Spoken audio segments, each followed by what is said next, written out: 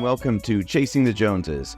While the world is changing, some things never change. You still need to work hard and take a few risks every now and then to achieve anything decent.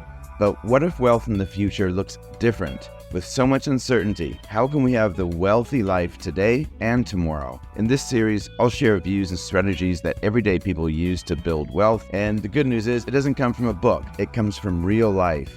Once your money thing is sorted out, on the way to chasing what you think success is, you might just learn how to surge ahead. So, if you're ready, let's go.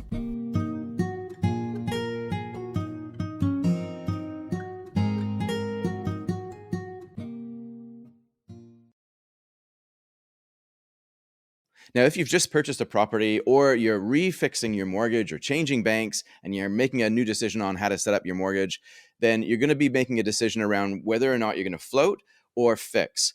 What it means when you're floating is that chances are your interest rate is a little bit higher, especially if you're here in New Zealand, but you can make lump sum payments of any amount at any time off your mortgage without any penalty. On the other side of the equation, though, if your mortgage is fixed, what that means is that the interest rate is fixed or it's locked in over a predetermined period of time. Generally, that could be as short as 6 months, but it can be also as long as 5 years. How long you fix it for is absolutely your decision. Some people will give you advice on what you should do, but ultimately my recommendation would be that you would understand why you're doing it and document it somewhere as well.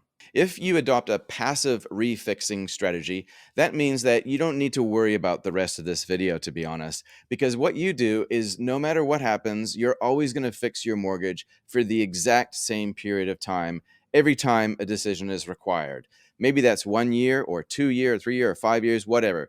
If you make a decision that that's what you do, then don't worry about the rest of this video because it's a complete waste of time.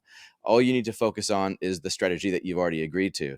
But there are many types of passive strategies, including interest rate averaging, including using offsets and setting aggressive repayment terms. They don't need to worry about interest rate risk so much. So there's a lot of stuff that you could talk to your advisor about, if that's us or someone else, so that you can get a lot of input and a lot of choice that works well with who your financial personality already is. But what I'm going to talk to you about in the rest of this video is an active refixing or fixing strategy known as the micro-macro framework. So how does this work? Well, think about the next 5 years, first and foremost. Do you see any changes or any significant events happening to you or that you want to see happen in the world? If something like that is happening in the next 5 years, grab a bit of paper and just write down what that event is and when it's occurring. Will that event, when it occurs, cause you to want to change banks, repay a significant amount of debt off your mortgage, or repay it off in full, sell property or go overseas, turn it into a rental, whatever it is? That's what you're trying to do. What is the event? When will it occur? What impact will it have on the mortgage?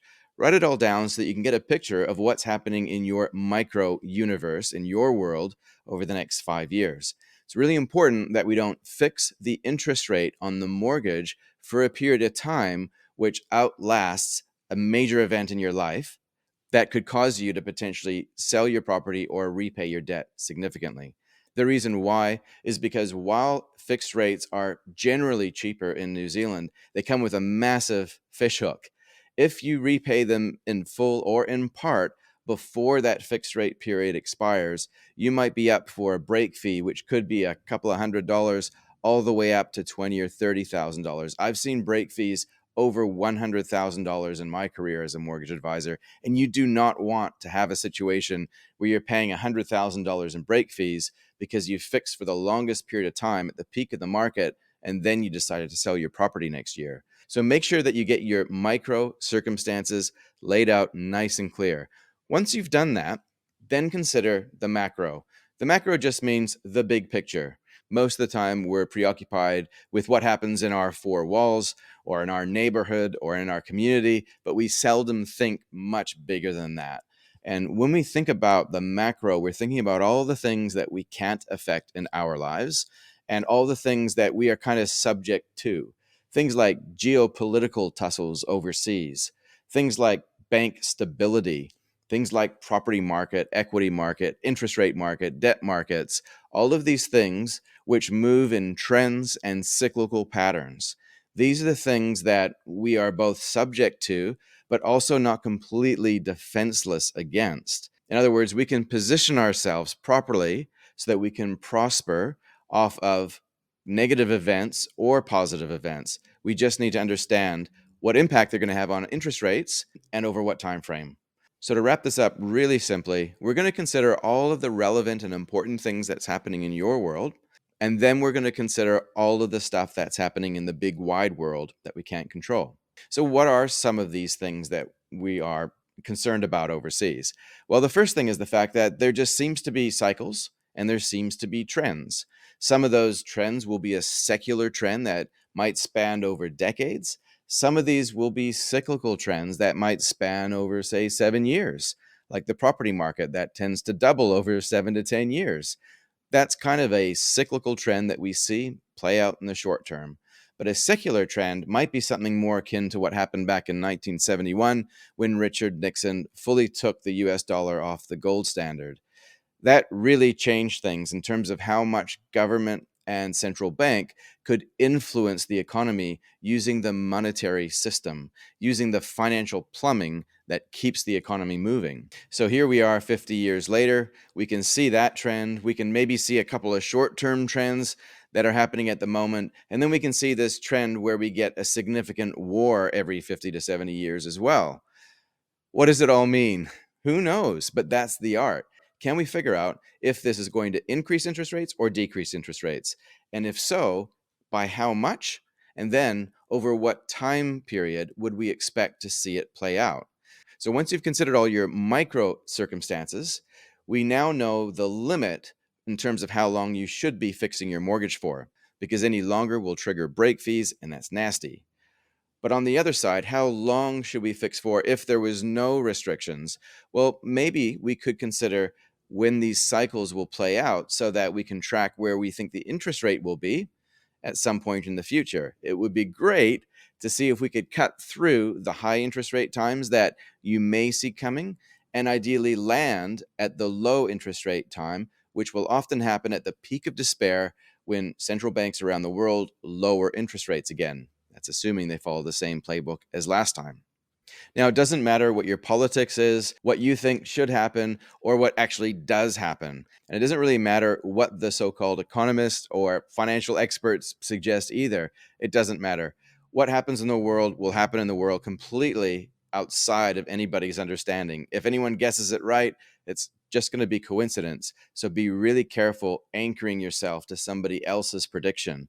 Try to build the framework that you can own yourself so that when you're fixing your mortgage, you have supreme confidence that you're not fixing it for too long, therefore triggering a break fee, or you're not fixing it too short, therefore coming off at a high interest rate time instead of a low interest rate time.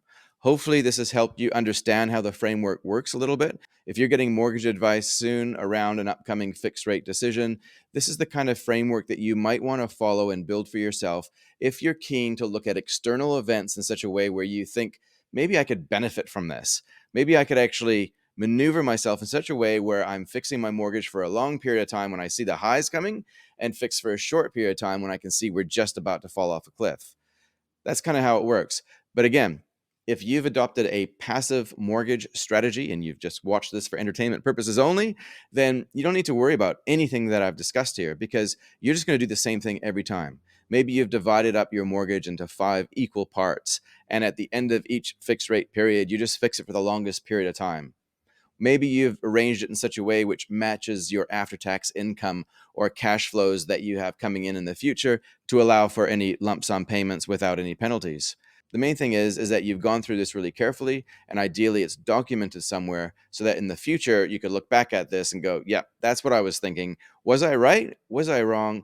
Would I have the same view now in hindsight that I did back then? It's a great way to learn, if nothing else. So I hope you enjoyed that. Now, one last thing, if you've been watching and you want to get a copy of my latest mortgage strategy report, this one here is for 2024, then all you need to do is be subscribed to our newsletter. Link is in the description. You'll get that once a month, which is when I update it. I go over all the latest macro trends that I'm personally thinking about, and then I apply a weighting towards what I think is the most logical thing to do based on that. So if you want to get a copy of that, all you need to do is visit the link in the notes, subscribe to our newsletter, and then you'll get that whenever I update it. Hope you enjoyed that one. We'll catch you in the next one.